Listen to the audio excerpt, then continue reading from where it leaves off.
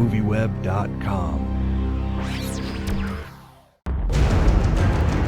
This Spanish armada is at sea with an army of 10,000 men. Spanish are barely a day away, Majesty. Walter Raleigh, Majesty. This man is a pirate. Spain is no friend of England. The more gold I take, Majesty, the safer you will be. He interests me. Talk to him. I care for your safety. The threats to your person are real. Spain intends to place Mary Stuart on our country's throne, And I am to be assassinated. Tell your king. I fear neither him nor his armies. There is a wind coming that will sweep away your pride. I too can command the wind, sir! I have a hurricane in me that will strip Spain bare if you dare to try me! I'm wondering what motivated you to reprise the role? Well, God, how does one reach any point of decision, really? Time in the end was what convinced me. I mean, Shekhar and I remained really good friends. And, you know, he was talking about visiting again, you know, a couple of years after we'd done the first. And I just thought, don't know if I've got anything else to say. The first one obviously didn't lend itself to being a sequel or, you know, or continuing on. It was very much a closed door. And I think, you know, a lot of good things take time. And once I knew Geoffrey was excited about the idea of it and that Clive was interested, and the script began to be developed in a way that I found interesting. It brought to the forefront two other characters, which was Raleigh and Bess, so that the triangle was a love triangle. The love triangle was involved, you know, obviously three people, not the regular, you know, boy meets girl, and therefore the relationship she had with Raleigh wasn't simply falling in love in a pure sense of the word. It was quite vicarious and fraught, and then it was an interesting thing to play. I have failed you. How have you failed me? What am I to forgive you for? Philip of Spain is a God-fearing man who cannot declare war without a just cause. I intercepted every letter Mary Stuart secretly dispatched, but failed to see that Spain knew I was reading them. They waited for her to... I think it was more the phenomenon of getting to do a sequel to a dramatic film rather than a summer blockbuster kind of phenomenon. You know what I mean? There didn't seem to be too many precedents for that. I'm sure there are examples. And we'd all had a pretty remarkable time working on the first film, because for Cate, it was her first international film. It was my second. It was Shekhar's first kind of big international film. So there was a lot of very excitable, exploratory energy on the set, and we had a very, very good time working together.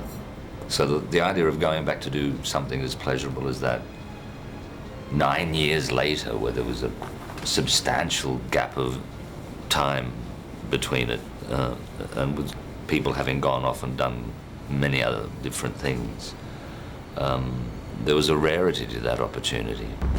You're with child. No one knows. My plans are made. I shall ask the Queen for permission to leave court. Where will you go? To my mother's house.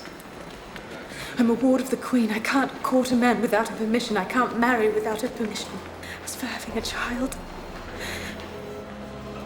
Your child.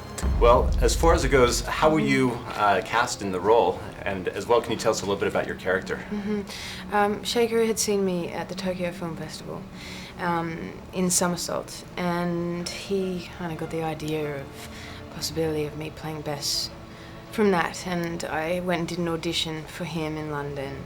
It was a really wonderful experience, and it felt great, and so he cast me and ended up on that. Bess is kind of like water, you know, there's this kind of fluidity to her, and there's something about her that reminds me of the ocean, something that's very kind of blue, and, you know, the thing with the ocean is that you get this lightness, you know, at the shore, with the waves kind of coming to the shore, there's this playful lightness to the waves and stuff, and then if you go further out, there's a depth, you know, and an unknown, and I kind of felt that Bess was a little like that, you know. She was a dreamer, but also engaging and very aware, but not always with her eyes. I found something about Bess, her ears were her eyes, and so a lot of the time, rather, especially as a servant, I think, because where your eyes are is very important. So a lot of the time, Bess, even though Bess is here, she's actually there, because her ears are onto everything. Go back to your rat hole. Tell Philip, I fear neither him, nor his priest, nor his armies. Tell him if he wants to shake his little fist at us, we're ready to give him such a bite he'll wish he'd kept his hands in his pockets. You see a leaf fall, and you think you know which way the wind blows. Well, there is a wind coming, madam, that will sweep away your pride. The last one was incomplete. It suddenly became an examination of power, and you can't just make one film about what power is. It had to be, in my mind, then a re-examination of from survival and betrayal and love in the context of power to now she has absolute power. And what does absolute power mean? Does it mean divine? If it does mean divine, what are the costs of divinity? The first one is just the cost of survival, and the acquisition of power now is the cost of divinity. The cost of worship. People worship you, you have to be divine. So in that context, who are you? What happens if you fall in love? What happens if you want a normal everyday relationship, but now you worship, you have to be divine? What happened when Clinton couldn't have a normal relationship, like not a normal, but I mean, suddenly he's divine. So anything he does that way is wrong.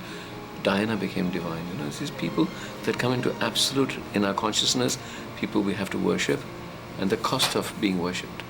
Since when were you so afraid?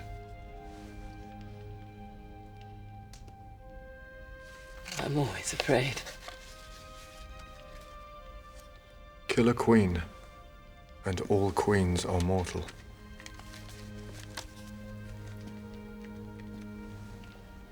We mortals have many weaknesses. We feel too much, hurt too much. All too soon we die. But we do have the chance of love.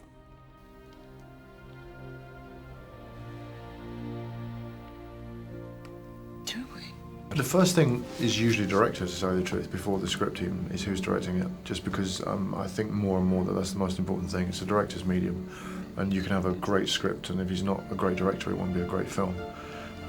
But in terms of the script, it's often a very instinctive thing with me, and I can't ever really quite put my finger on it. I mean, you know very quickly if a script's very well written, so that's obviously the first thing, if it's well written or not. But then, in terms of getting drawn to a character, it's often just a strong instinct of feeling that, I've got something I could do in that, I've got something to offer in that. And those strong instincts I have when I read a script, they usually carry on all the way through to shooting. That initial response of having certain instincts about it stay throughout the whole process. And I ordered Mary's execution. I murdered God's anointed queen. And now God's most dutiful son makes holy war to punish me. Did you have to do more research for this? Oh yeah, I mean it was, that's the joy of playing a role like this, is that you get to delve into history. And there's been several books written since, they're constantly writing about Elizabeth and the Elizabethan age and uncovering so-called new facts or new suppositions about what made her tick. And the book I'd always return to for the first time and the second time was a book Shekhar gave me called The Sayings of Queen Elizabeth I, which I'm sure Churchill read. There's a lot of political wisdom in what the letters that she wrote and some of the things that she reportedly said. Let them come with the armies of hell! They will not pass! Elizabeth! God, England will not fall while I am queen.